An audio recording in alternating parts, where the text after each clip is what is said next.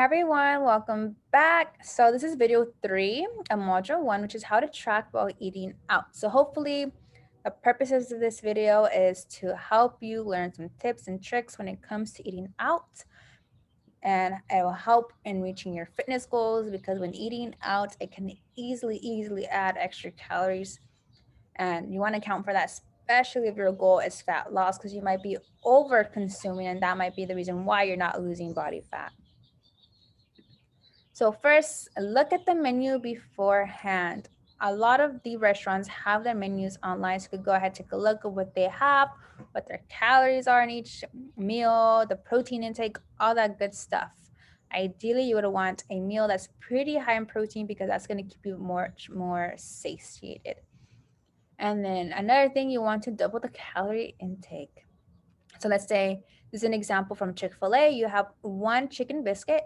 That's 460 calories. Even though you only had one, you want to put 2 servings.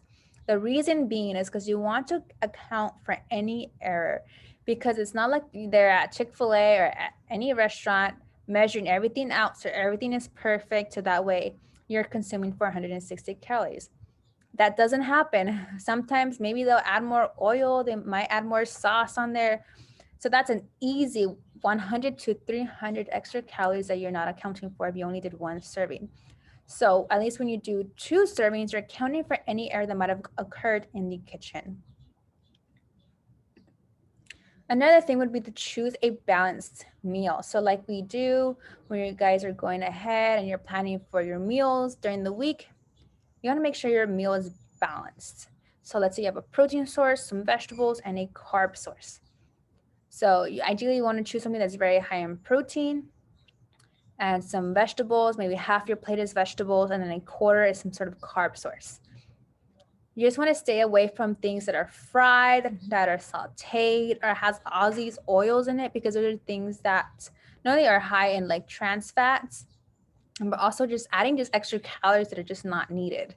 And then when it comes to carbs, for example, let's say you choose a baked potato, try and have those toppings on the side. So for anything, really do try to have those toppings and sauces on the side so you have control over how much is added on.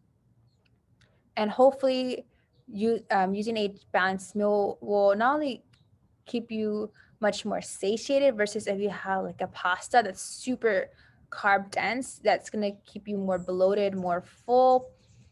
This will make you feel a lot better.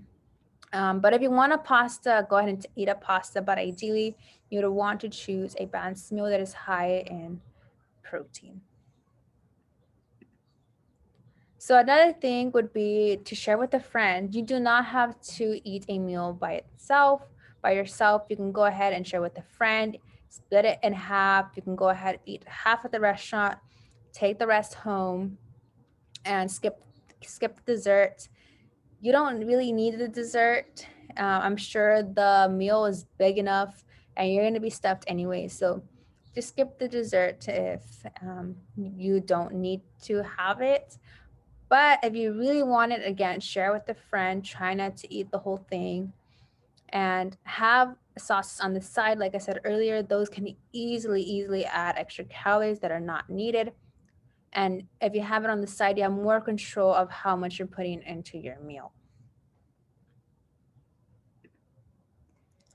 Also take this opportunity to become more mindful of what you're eating. I think as humans, we just tend to just eat and eat and eat when we're in like social occasions, and we kind of tend to not listen to our hunger signals. So we end up just being super stuffed and eating way more than we need to. So take this time to be more mindful with food. Be aware of your hunger signals. Eat when you're hungry, stop when you're full, slow down. We're not in a contest and like an eating contest where you have to finish your food as fast as possible. Slow it down, be more mindful, be more aware of the texture of the food, of the taste, how it smells. And not only are you going to appreciate the food that you're eating, but it's going to take a lot longer for you to feel full, and you're just going to be like, okay, like I'm done, versus like eating super quick and then you're just full and stuffed and you're going to feel horrible after. And also, again, take it as time to just um, be with your family or be with your loved ones. Really be more mindful of the situation that you're in and become more appreciative of your loved ones that are there. Another thing you can do if you don't have the menu or it doesn't show any calories online of the restaurant you're going to, use your hand as measurements. So I would suggest, let's say you get like a bowl of pasta, right? It's like this big. Ask for a side plate and then use your hands as measurements. So the palm of your hand is like around 3 ounces. This is the palm like cupped like this is a cup, and then your thumb is about a tablespoon. So you would use your cup like this as your hand, and you would scoop out pasta. So okay, this 1 cup of pasta, 2 cups of pasta, and put it on that smaller plate so you have more control of how much you're eating. And then let's say it has meatballs in it. Okay, this is the palm of your hand. Ideally, that would be 3 ounces. So you go ahead and put that on the smaller plate.